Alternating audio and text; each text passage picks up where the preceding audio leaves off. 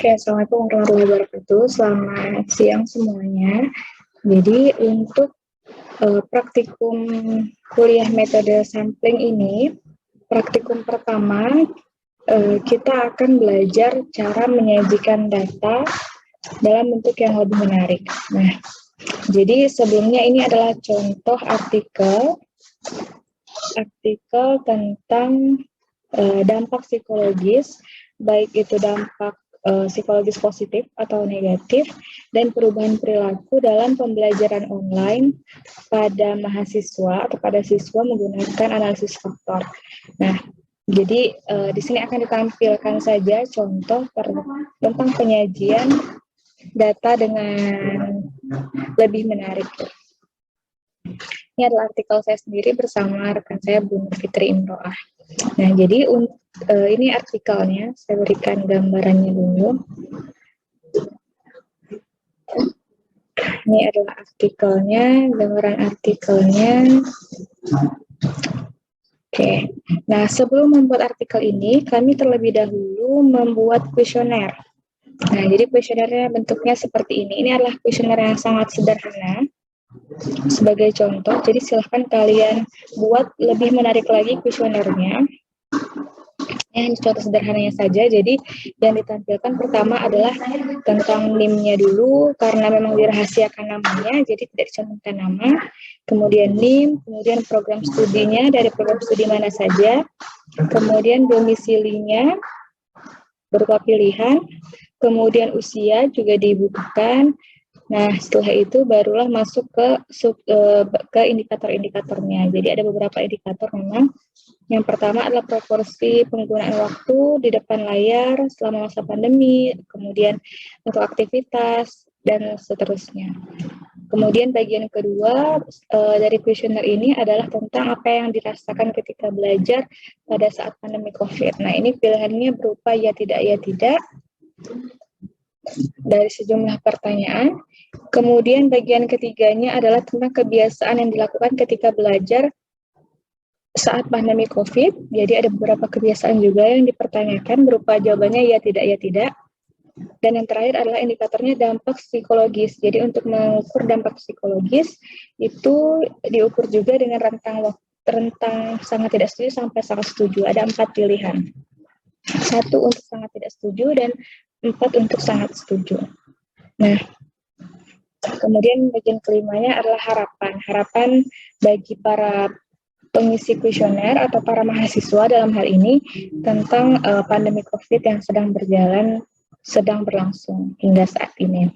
Nah, dari kuesioner yang disebarkan tentunya kalau di Google Form, jadi Google Form hanya salah satu alat untuk membuat kuesioner. Masih banyak sekali aplikasi untuk membuat kuesioner. Nah, dari Google Form tentunya kita mendapatkan output. Jadi ada NIM-nya, sudah ada diagram lingkarannya tentang persenan dari program studi, domisili, kemudian deskriptifnya tadi sudah ada ditampilkan diagram batangnya. Nah, ini adalah tampilan dari ringkasan Google Form.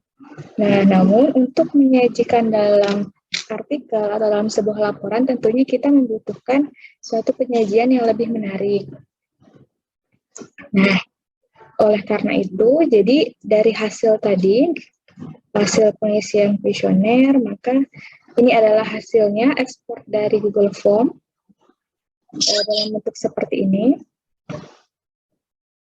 Nah, kemudian kami ubah agar lebih mudah untuk dianalisis, yaitu dengan memberikan kode, melakukan pengkodean. Jadi, misalnya ya dikodekan 1, tidak dikodekan 0 gitu. Jadi yang sebelumnya,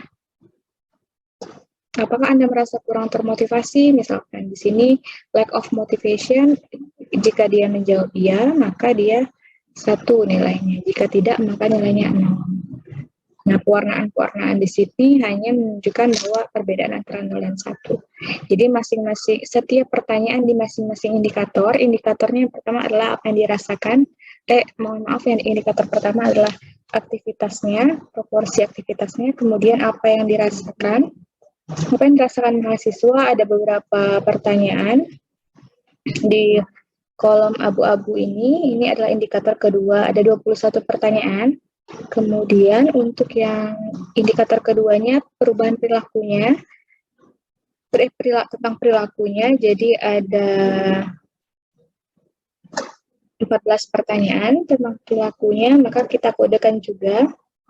Setelah itu impact-nya, dampaknya, ini karena berupa interval, jadi dibuat pewarnaan juga untuk merah yang paling tinggi, paling sangat setuju berarti, kemudian satu yang paling hijau adalah yang sangat tidak setuju. Dan kemudian kita kategorikan masing-masing indikatornya.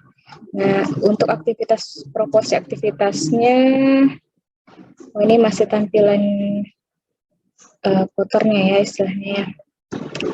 Oke, ini kita masuk ke yang what student feels dulu. Jadi yang tadi yang indikator kedua, yang kurang motivasi segala macamnya. Nah, ini kita buat proporsinya. Artinya kita jumlahkan, kita totalkan ada berapa orang yang merasa setuju, berarti yes, dengan lack of motivation. Jadi baru kita buat persentasenya dari total keseluruhan mahasiswa dalam hal ini. Oke, berarti yang merasa setuju atau yes, menjawab yes pada lack of motivation ada 76%, sedangkan sisanya merasa tidak kurang motivasi selama pandemi COVID, dan begitu seterusnya untuk interpretasi dari masing-masing pertanyaan. Warna merah dan abu-abu ini menunjukkan kalau merah ini yang sifat yang negatif, artinya seperti lack of motivation, anxiety, stress, worry, fear, dan seterusnya. Sedangkan yang warna abu-abu ini menunjukkan yang positifnya. Positifnya yaitu merasa appreciation, relaxation, optimism, productive, dan seterusnya. Jadi untuk indikator kedua kita buat tampilannya seperti ini. Jadi supaya tujuannya apa? Supaya terlihat bahwa di lack of motivation ini dominan yang ya berarti banyak sekali yang merasa kurang motivasi saat pandemi COVID terjadi, dan begitu seterusnya. Kemudian untuk yang behave juga, jadi indikator ketiganya tadi kita hal yang sama kita buat persentase, jadi didapatlah seperti ini. Garis ini menunjukkan 50%, berarti kita bisa ukur. Selain itu kita bisa ukur yang lebih dari 50% sifat apa saja, perilaku apa saja. Kemudian untuk yang impact kita bisa buat dalam bentuk seperti ini. Jadi untuk yang perasaan worry, yang tidak setuju sama sekali, not at all, berarti ada 4%. Kemudian yang extremely setuju, berarti sangat setuju, itu ada 24%. Jadi kita buat dia ke dalam bentuk yang seperti ini. Tadi ada 4 tahapan kan untuk yang terakhir. Ya, indikator yang terakhir kan ada 4 nih, 1, 2, 3, 4 yang dampak psikologis. Nah, itu kita kategorikan 1-4-nya adalah yang satunya not at all atau sangat tidak setuju, kemudian a little, kemudian moderately, dan extremely. Nah, ini adalah 4 tingkatan di indikator terakhir tadi. Nah, setelah membuat semua ini, deskriptif ini, baru kita sajikan ke dalam artikel.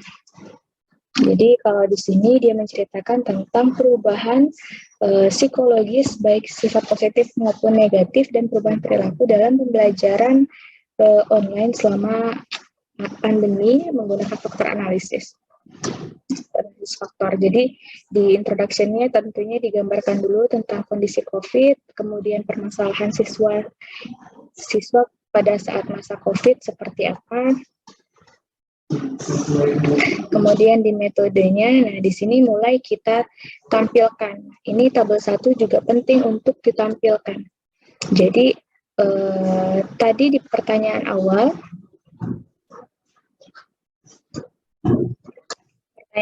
ditanya program studinya, domisilinya, usianya. Nah ini dicantumkan juga. Jadi secara domisili kan ada 4 prodi nih. Statistik, matematik, siswo, dan kimia, chemistry. Jadi ada 4 program studi. Nah, untuk majornya, kemudian domisili itu tentunya ada 14 kabupaten kota. Jadi kemudian yang age-nya, rentang umurnya ada 18-23, dan gendernya ada male dan female. Jadi masing-masing dibuat persentasenya. Ternyata 33% yang mengisi kuesioner adalah anak statistik, kemudian 26% yang mengisi kuesioner adalah matematik, dan seterusnya. Begitu juga dengan domisilinya. Nah, warna ini menandakan Pontianak yang paling tinggi, yang paling banyak mengisi, kemudian Singkawang juga, yang 5,88%. Pontianak dan Singkawang adalah keduanya ibu kota. Maksud saya adalah kota ya, selainnya adalah kabupaten. Nah, setelah itu digambarkan juga tentang proporsi aktivitasnya. Jadi dari pertanyaan yang ini, proporsi penggunaan waktu ada 3. Waktu di depan layar selama masa pandemi, waktu untuk aktivitas selain berolahraga, kemudian waktu untuk aktivitas olahraga dibuat dalam bentuk seperti ini. Jadi dalam bentuk box plot. Jadi ingin dilihat apakah ada pencilan, apakah ada mahasiswa yang lebih dominan untuk menghabiskan waktunya menggunakan handphone ketika outdoor misalnya, atau ketika screen time, ketika belajar, atau untuk olahraga. Nah, kemudian bisa dilihat juga rata-ratanya, rata-rata seperti apa. Kira-kira rata-rata mahasiswa yang menggunakan gadgetnya untuk screen time itu berapa, untuk outdoor berapa, untuk exercise berapa. Nah, ini adalah persenannya, tabel persentase dari proporsi aktivitas kalau dilihat dalam gender. Jadi, kalau dibedakan gendernya ternyata perempuan itu 46% itu menghabiskan aktivitasnya di handphone untuk screen time. Misalnya screen time itu apa saja, sudah didefinisikan. Screen time itu misalnya dia menonton televisi atau main game. Jadi cenderung perempuan yang banyak menghabiskan waktunya di situ. Nah, sedangkan untuk exercise, untuk olahraga, ternyata laki-laki yang cenderung lebih banyak menghabiskan waktunya untuk olahraga. Nah, ini tentang yang what student feel and what student behave. Jadi, itu adalah pertanyaan yang selanjutnya. Ini what students feel, bagian kedua, apa yang dirasakan. Sama seperti yang tadi, yang feel. Nah, ini atau yang tadi di sebagian abu-abu, ini what student feel, kemudian what student behave, berarti yang satunya lagi. Perubahan perilakunya seperti apa. Ini, jadi supaya kelihatan mana yang lebih dominan. Nah, ini terkait tentang positif impact-nya. Jadi, dampak positifnya, apakah dia lebih mudah beradaptasi misalnya. Dari plot ini, dari diagram ini terlihat bahwa 56% misalnya yang perempuan dia lebih kecil, lebih sulit beradaptasi dibandingkan laki-laki. Kemudian merasa trust, merasa percaya, lebih produktif, lebih optimis. Nah, misalnya dalam hal relax misalnya. Dalam hal relax ternyata laki-laki lebih relax ketika masa pembelajaran saat pandemi. Tapi perempuan hanya 29% yang merasa relax saat belajar di saat pandemi. Kemudian untuk negatif impact-nya, jadi negatif impact-nya misalkan sama, jadi kita buat diagram lingkaran supaya lebih mudah untuk dibaca, diinterpretasikan. Misalkan fear, misalnya merasa takut. Ternyata perempuan itu ada 50 berapa persen ini yang merasa ada 51%, hampir 52% cenderung lebih merasa takut dibandingkan laki-laki ketika pembelajaran online saat pandemi. Kemudian perubahan perilaku juga yang sama dibuat seperti itu. Misalnya outdoor activities-nya ternyata laki-laki lebih banyak, jadi lebih banyak melakukan aktivitas outdoor dibandingkan perempuan. Sedangkan untuk dalam hal finansial, misalnya dalam hal mengatur keuangan, ternyata sama-sama nilainya karena dia hampir mendekati nih 69 dan 41 atau berapa ini? kurang jelas. Jadi dari diagram lingkaran ini kita bisa lihat perbedaannya, langsung bisa jelas terlihat bahwa mana yang lebih dominan misalnya. Kemudian selanjutnya, nah ini sudah masuk ke tes-tesnya, sudah masuk ke analisis-analisisnya. Ini adalah diberikan contoh penyajiannya saja. Nah, jadi untuk langkah awal ketika kita akan menyusun hasil kuesioner adalah dengan menyajikan deskriptifnya. Deskriptifnya seperti yang saya contohkan di awal. Dari bagian sini, dari bagian summary of respondennya, jadi harus ditampilkan kalau dalam hal ini majornya apa, domisilinya di mana, umurnya berapa, jenis kelaminnya berapa, tergantung informasi yang kalian butuhkan. Kemudian ini juga dibutuhkan karena tadi berkaitan dengan kegiatan belajar saat pandemi daring, maka kita perlu tahu juga proporsi aktivitasnya seperti apa. Kemudian berapa persen antara perempuan dan laki-lakinya. Kemudian apa yang dirasakan, apa yang berubah sikapnya. Kemudian impact-nya seperti apa, impact positifnya seperti apa digambarkan. Kemudian impact negatifnya seperti apa juga digambarkan, perubahan sikapnya seperti apa. Baru kemudian masuk ke analisis-analisisnya. Jadi perlu ditampilkan, perlu dilihatkan deskriptif-deskriptifnya supaya lebih mudah dipahami dan nantinya disesuaikan dengan hasil analisis yang telah kita lakukan. Jadi kalian harus bisa menyajikan data yang awalnya hanya seperti ini menjadi bentuk yang lebih menarik untuk dilihat dan untuk diinterpretasikan nantinya. Nah, tugasnya hari ini adalah pertama, buat kuesioner tentang biodata diri menggunakan Google Form. Ini tugasnya pribadi. Jadi, silahkan kalian buat kuesioner tentang biodata diri bebas, entah itu nanti berupa ada termasuk gaji orang tua, pekerjaan orang tua, apalagi kecamatan tempat tinggal misalnya, atau apa, berkaitan tentang biodata diri bebas, tapi tidak boleh sama ya, jangan sampai satu kelas sama. Jadi tidak boleh ada pertanyaan yang benar-benar sama.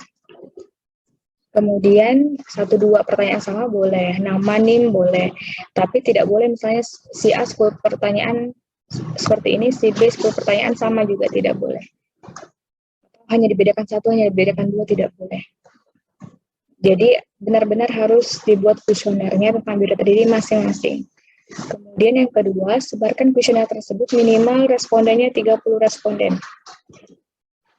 Sebarkan kuesioner tersebut, minta tolong isi. Kemudian yang ketiga, buat deskriptif dari hasil kuesioner tersebut dalam bentuk laporan. Jadi deskriptif yang dimaksud adalah buat contoh. Misalkan kalian cantumkan tadi prodinya apa, tinggalnya di mana, umurnya berapa, dicantumkan seperti ini atau lebih baik lagi. Kalau ada inovasi lebih baik lagi, lebih menarik lagi, silahkan. Itu lebih baik, pastinya nilainya akan lebih baik. Nah, ini deskriptif yang dimaksud. Yang pokoknya tadi semuanya saya jelaskan. Tampilkan dalam bentuk yang lebih menarik dan lebih mudah diinterpretasikan. Kemudian, selanjutnya adalah kumpulkan laporan dan link Google Form kuesioner ke Google Classroom. Jadi nanti saya bukakan tugas di Google Classroom, dikumpulkan laporannya, laporan hasilnya.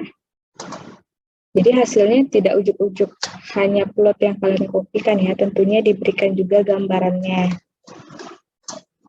Ya, coba seperti ini. Gambarannya seperti apa? Dijelaskan sedikit tentang hasil yang kalian peroleh. Kemudian sertakan juga link Google Form kuesioner ke Google Classroom. Jadi pastikan ini bisa terakses. Jadi saya mau lihat apakah benar kuesionernya dibuat sendiri, apakah benar yang mengisi kuesioner itu berbeda-beda orangnya. Jadi sertakan linknya, link Google Classroom-nya, dan tambahkan aja saya sebagai kolaboratornya. Jadi kan di sini bisa ditambahkan kolaboratornya nih, Nah, tambahkan email saya di sini.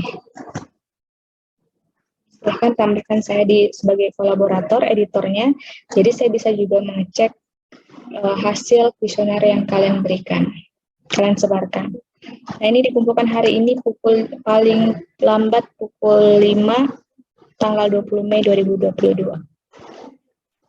Oke, untuk praktikum hari ini, jadi tugasnya hanya itu, membuat kuesioner dan menyajikannya dalam bentuk yang lebih baik. Nanti silahkan dikumpulkan di Google Classroom. Terima kasih.